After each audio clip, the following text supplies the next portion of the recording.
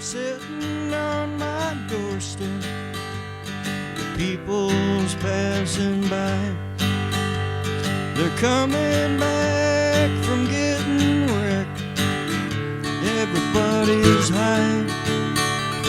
Saturday night, what a bitch, laying on the lawn. Hey everyone, welcome to Addictions, the podcast about addictions. I'm your host, David Wagner. On today's episode, we are going to do another segment called Confessions of a Drug User. Before we get started, I just want to say thank you all for listening so much. It really means a lot to me, and I hope that the show is doing good and helping people out there.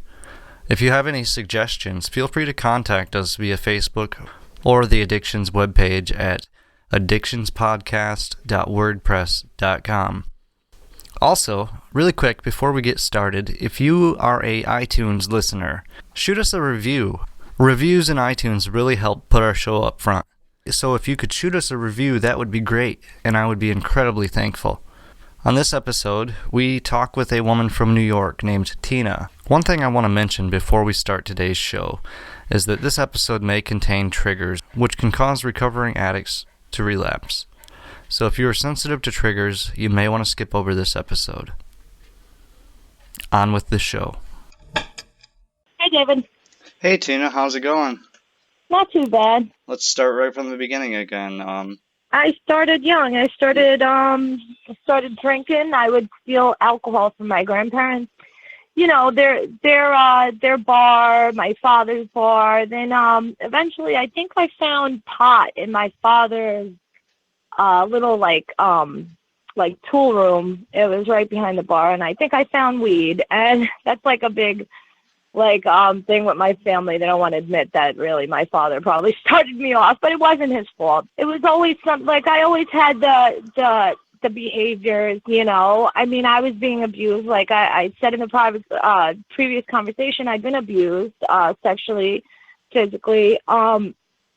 So I always had behaviors, you know, just, always was very, rebellious, I guess. And it just went on to, I guess I started smoking weed. I'd say I was young. I'd say I was like 11, 12 years old.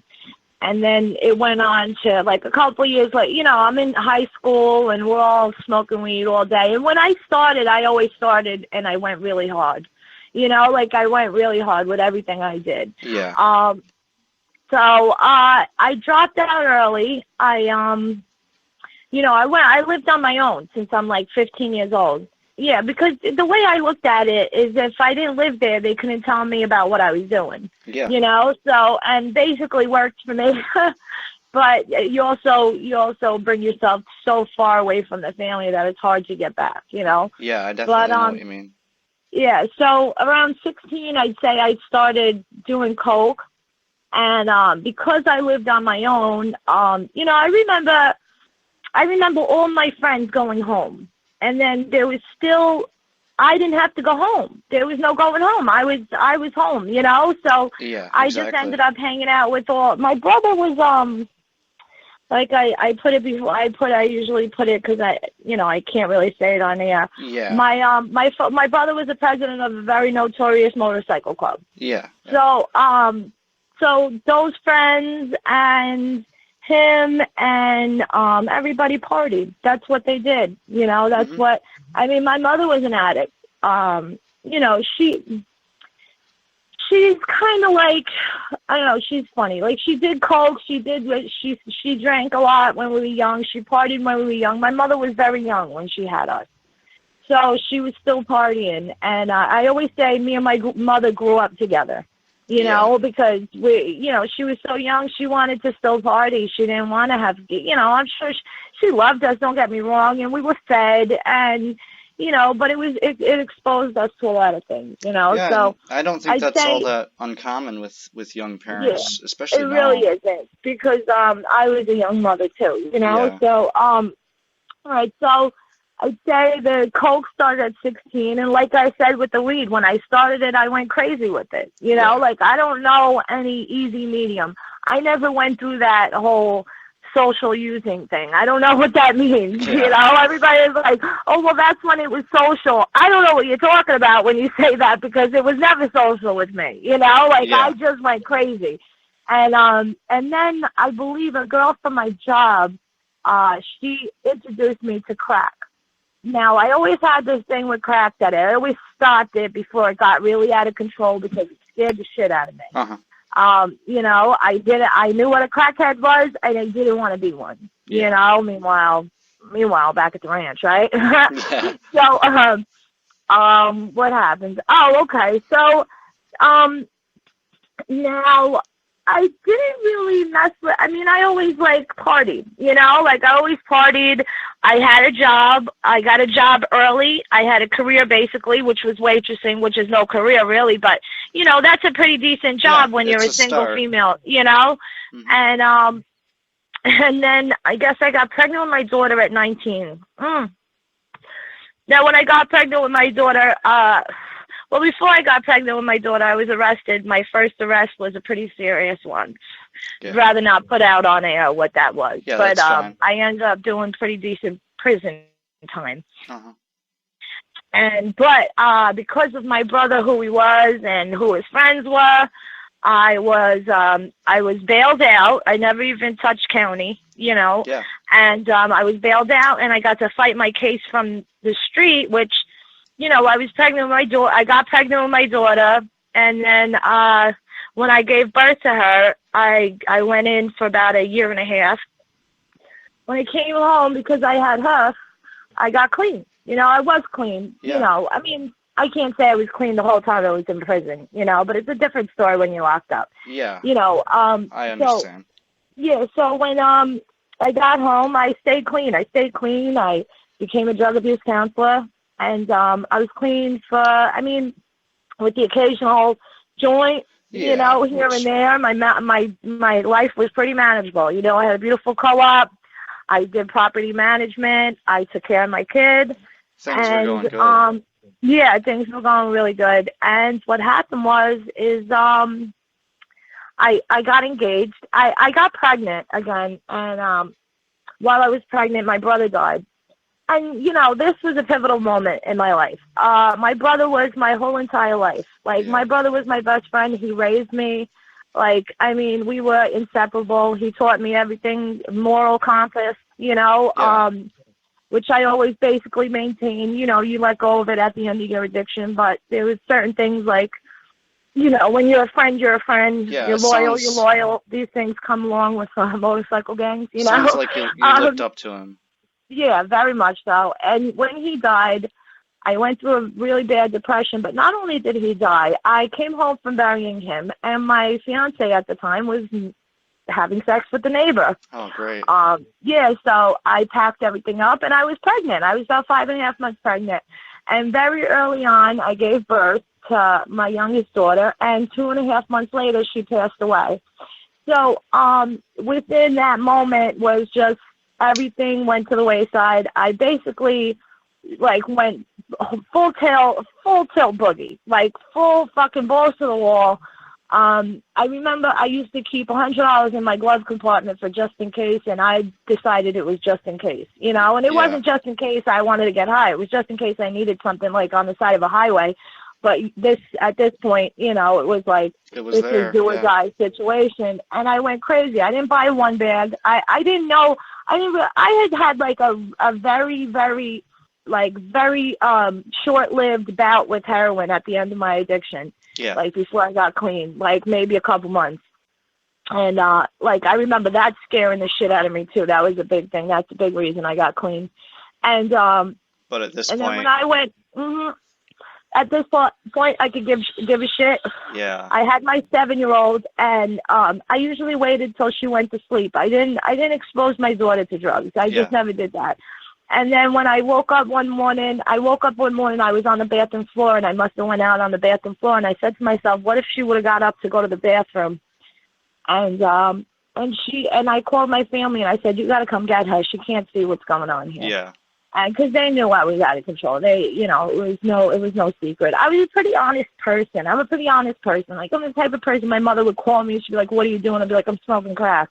And she'd be like, you don't even lie to me. Like, why won't you lie to me? And I'm like, why? Because you're going to hang up the phone and say, the bitch is lying, you know? So at least I'm not a liar too, you know? Because I really, at that point, like, I didn't give a shit enough about people's opinions to lie to them, you know? Yeah. Oh, well, what the fuck did you want me to do? I mean, the way I looked at it, they didn't pay my rent. They didn't, you know, nobody helped me, you know? So I did what I want. I said, come get this kid. And they came and got her, and it was 10 years of absolute insanity. When I say absolute insanity, I'm talking, I was an escort for a good part of those years. I stole to support my habit, in and out of jail, in and out of prison. And it was just out of control, out of control. I am one of the worst addicts I've ever met. I've had, you know, full-grown men tap out on me and say, this bitch is crazy, I got to go to detox.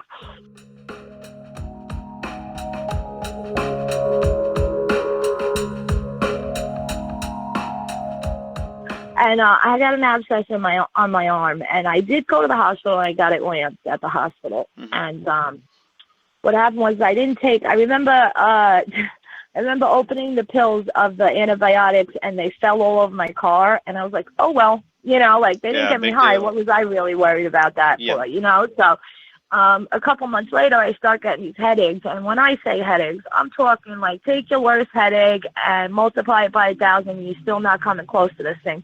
And it was terrible. I was getting lost in my own neighborhood.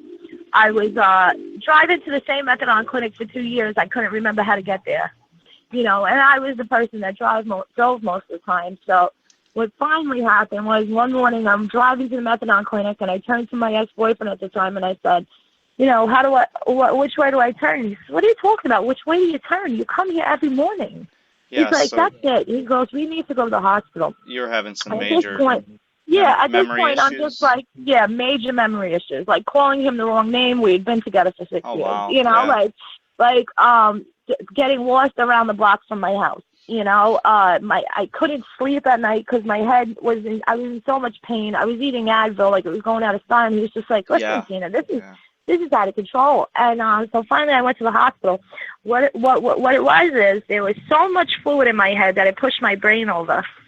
And the scariest thing in the world is when a neurosurgeon does not know what the fuck is going on with you. Definitely, yeah. You know, like there's a whole neurosurgeon, you know, part of the hospital, and they are scratching their heads, and that's scary. You know, you sit in the hospital for 2.5 weeks, and my ex is a very smart man, and he's saying, "What are you talking about? You don't know what's going on. Like, how do you not know?" Now they had put an outward shunt, like a tube in my head attached to this pole. This pole had become my best friend. I went with it everywhere.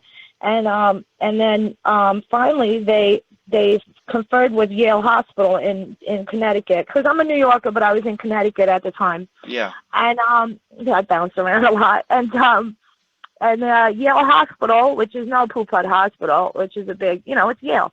And they said, we've seen it. It's an abscess that's grown on the brain. So the abscess, the infection, went to my brain. Now, they're not sure if it went from my arm or I was shooting in my neck. Because I basically lost all my veins. Like, my veins, because of cocaine, they burn out your veins. You know, it burns out your veins. And I'm sitting, I mean, that was a shit show within itself, trying to catch a vein. Oh, my God, it was horrible. You know, jabbing yourself and crying and friggin', and, you know, blood and tears and sweat. You know, it's crazy. Of course. So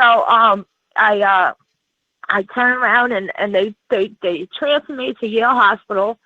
And so now I had one surgery, the first one to put the tube in. And then when I get to the hospital, they take all their tubes out and put in another one. So, you know, that's my second surgery. And then I'm there for a little while, and then there's pressure building up in the occipital part of my brain. It's like right above my eye, right on my hairline. There's another scar. Now I have all sorts of scars. There's a tube that goes from my head down to my stomach now. And, you know, they give me that surgery. And then their last surgery was to internalize the shunt, because I still had the abscess. The abscess was taking a long time to go away. And there was no way I was sitting in a hospital for a year. I just wasn't doing it. I don't blame you. 2.5 months, I'm like ready to go. There's only so much Law and Order you can watch. Now, I didn't realize how bad my chances were when I was in the hospital. You know, I had a good idea. I got one of those foxhole relationships with God, you know, Yeah, like, yeah. could you get me out of this one, God? You know, please. Yeah. And scared to death, really just trying to get right with God, because I knew I didn't live my life right, and I was pretty scared of what would happen. I did not know at that time I had a 20% chance of survival. My family did not, my boyfriend, my mother, they did not give me my phone so I can Google it. You know, they didn't want me to Google it. There's a thing, there's a correlation between, you know, when you think you're going to die and you just give up, you know, or when you think you have a chance, you know. Mm-hmm. And so I got out of the hospital. I was on 4 major antibiotics. Now, I'm not, this is no way a suggestion to anybody out there if this ever happened to them, because I went back to using 3 weeks afterwards. Yeah. And that just goes to show you, without a program, without any type of, you know, I go to Narcotics Anonymous. I don't know who agrees with it or not. To me, I don't give a shit. I really don't think it works without any type of group or any type of working on your recovery whatsoever. If you just stay stagnant, it's not going to work. You know? I would agree that, you know, the more support that you have, the better your chances. Definitely. Yeah, exactly. And you know, about, I don't know how long it was. I think it was like 6 months later. For some reason, I had gotten like a headache or whatever, and my ex-boyfriend just wanted me to make sure that everything was okay, and we went for an MRI, and it just so happened this friggin' thing was gone. Yeah. I don't know how it happened. I really don't. I really honestly believe that there's a reason that I was kept on this earth. Yeah. You know, you know, me and him, things got ugly. I'm talking ugly. I'm talking, he lost his job. We lost our apartment. He went to detox. I went to jail. And then I came out and he was with somebody else. And then I think when our relationship ended was when I really like took off flight on my own. Mm-hmm. And things got out of control again real fast.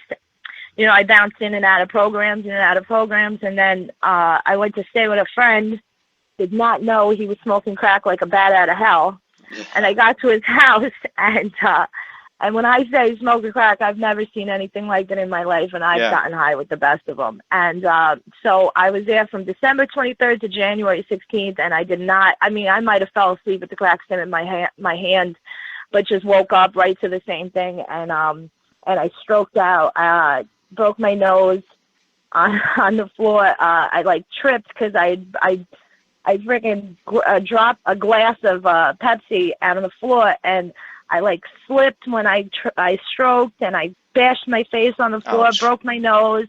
It was really ugly, glass sticking out of my face and everything. Christ. Thank God I've healed. And then you would think that would stop me, right? So it wasn't really much longer after that. I went to rehab. I got kicked out for just taking a Suboxone. I went back to New York, and not 2 weeks later, after being back in New York, was I in jail. God once again pulled me out of the frying pan. He does it all the time. He stops me dead in my tracks. And then I went to jail, and I came out. And when I came out, like literally within an hour, I had a needle in my arm. And it was like a week and a half later, and I was just like, I do not have the energy for this shit anymore. You know, like I was back in Manhattan. I was running around Union Square. I was just like, I don't want to do this. Like, I'm exhausted. There's nothing that I don't know about this story. You know, like I know where this one ends. You know, like and doctors have told me it's not a if you'll die, it's a when you'll die. Yeah. And if I put cocaine back into my system, I have an 85% chance of stroking out and dying. And I'm a speedballer. I don't do heroin without cocaine. I just don't. So it was just like, I was just like, I don't fucking want to do this. And I think I did like a itty bitty little bit of a shot of cocaine, and my friend looked at me, and he was still using. He goes, "Get the fuck out of here! What are you doing?" And I was like, "Yeah, you're right, man." And I called my drug court coordinator, because when I got out of jail, I accepted drug court, which is something I usually never do. Usually I take the time so nobody could bother me afterwards. But I think it was a godsend, and I did this. And I said, I called her and I said, I need to go to rehab. She goes, I didn't even know you were using. I said, because you won't. You know, like, Yeah, exactly. if I don't want to give you a dirty urine, believe me, I won't. Like, and I said, just send me to a detox and send me to a rehab, please. I just can't do this anymore. Since then, I've been clean, but you know, it's a lot easier to do probation and drug court when you're clean. Yeah, I bet. I noticed that. You know, it's a lot easier life. You know, I'm not sure every day. It's funny when the person picked me up to go to drug court. He turned to me and he says, "What was going on in that hotel room?" Because I lived in a hotel room for about 2 years, and I said, "What are you talking about? I didn't even know he knew about this." And he said, "I picked up 5 grown men from your hotel rooms." Oh, I was like, "Are you fucking shitting me?" He goes, "No." He goes, "At 5 grown men," and they're like shaking their heads. They can't do it. Like, what were you doing in there? I was like, a lot of drugs. Like, at the height of my addiction, probably my addiction was about 5 bundles a day. And I'd say about over $100 worth of cocaine. Forget it. $100 is probably at the least, you know. Yeah. I didn't go little with anything. You know, to me, if I was going to get high, I wasn't going to buy 2 or 3 dimes of crack. I was going to buy $200 or $300 worth of it, you know. Yeah. Or I wasn't going to buy, you know, 1 or 2 bags of dope. No, that's not enough. That's at least 1 or 2 bundles just to get me started, you know. And so, yeah, I know that, like, and I talk to people and I talk to these kids these days, and the kids, it's not heroin anymore. It's not a heroin epidemic. It's a fentanyl epidemic. What's going on is out of control. I've lost 2 people, no, like 3, 1 not so close friend, but 2 very close friends in the last 3 months. Yeah. So it's either people are dying right now or people getting clean. In my life, people are dying or they're getting clean. And there's plenty that are still going and still think that it's, you know, but it's not. I don't understand anymore. I don't understand. It's not heroin anymore. You know, it's all fentanyl. Crazy. The fentanyl thing is just terrible. Out of control. My friend who died, he couldn't have had a little habit at the time. Like, couldn't have. Like, I've gotten high with this kid, and he was 6'5". He was huge. Big guy, like, huge dude. And one bag took him out like nothing, like just knocked him right out of the way. And it's people, if they think it's not going to happen to them. Just the other night, I was sitting here in my room, and I get a knock at the door. And thank God last week, I always get feelings like this. I don't know. I told my husband, please find that Narcan kit. Because when I got out of the hospital, I got a Narcan kit, right? Yeah. So I said, please find it because it just makes me nervous. I live in a shelter. I live in a couple shelter. And I said, just in case, you never know. And the other night, I get a knock at the door, and the lady's husband next door said something's wrong with my wife, and I look at her, and I knew she'd been drinking. Yeah. Yeah, I knew she'd been drinking, but thank God I had that Narcan kit, because even the cop said, because I administered it and I gave her CPR. Now, mind you, I've had to do this 9 separate times in my life without Narcan. You know, and I never lost anybody, thank God. I've always administered CPR and been able to get the ambulance there because I'm not the type of addict that's not going to call the ambulance. Yeah. You know, I'm calling the ambulance. I tell people you better clear out because they're coming. You know. Yeah. But I administered CPR and I heard the policeman say, it shook me up really bad, and I heard the policeman say if she hadn't given her Narcan, she would have died.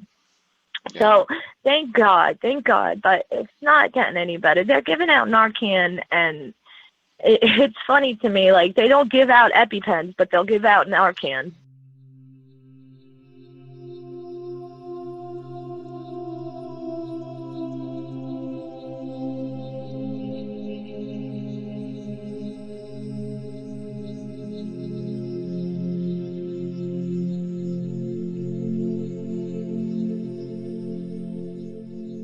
So how long have you been clean?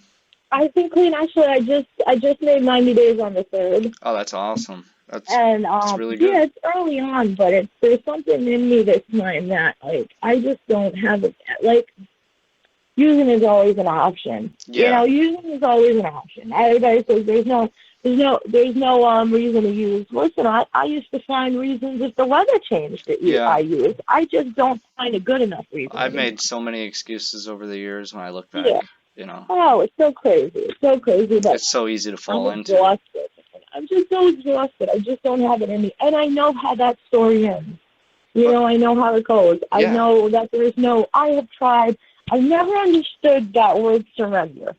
Never understood that. I always fought because I thought I have to fight. I'm a fighter. That's what I do. But I never understood surrender doesn't mean not fighting for your life anymore. It means understanding that there's no easier, softer way. There's just none. There's no easier, softer way. You're not going to find a successful way to use. There is no functioning addict. I don't care who says what. Eventually it all comes to a fucking head, and it's going to be ugly, and that's just the bottom line, I just don't want to go through the bullshit that it brings anymore. Yeah. I just don't want to go through the bullshit it brings. I do love getting high, man. I gotta admit, I love getting high. Yeah. I just don't love the fucking consequences anymore. I would say the same thing, and like you said, where that road goes. It's always the same place. Always the same place. I've been going at it for 25 plus years, and I have never found it to be any other way. Well, And I've never seen this. Look, I've never seen anybody, and I've been to a lot of meetings in my day, and I've never seen anybody come back to a meeting and say, guys, I relapsed. It's great out there. I found a way to do it. Follow me. Yeah. It's always somebody coming back from one day clean with their tail between their legs in tears. Exactly. And there's never going to be, and then when you relapse and you're like, oh, fuck these people. They don't know what the fuck they're talking about. Yes, you do.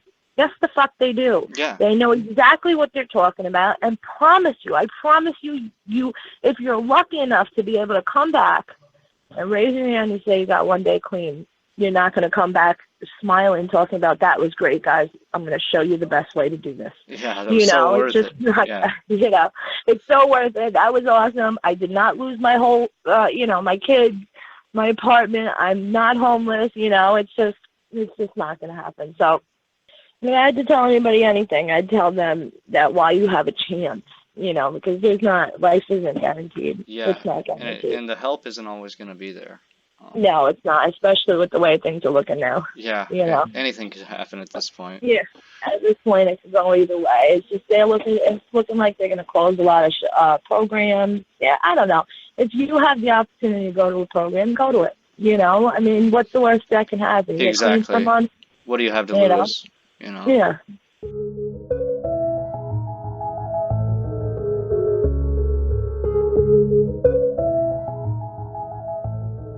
Okay, I think that's going to wrap it up for this episode of Addictions. I thank you all for listening, and I hope you enjoyed that interview. I also want to thank our guest, Tina, for lending her time to the show. If you like the show, be sure and follow us on Facebook at facebook.com/addictionspodcast. Again, that's facebook.com/addictionspodcast. And if you really like the show, leave us a review on iTunes or wherever you listen to podcasts. Be sure and join us next time on Addictions, the podcast about addictions. Sundays you prayed Uncle John, you poisoned yourself last night. Mary slapped your friend Tom, you got in a hell of a fight. Monday comes and it's back to work, the week seems so damn long. The weekend's past, you're still a jerk after the buzz is gone.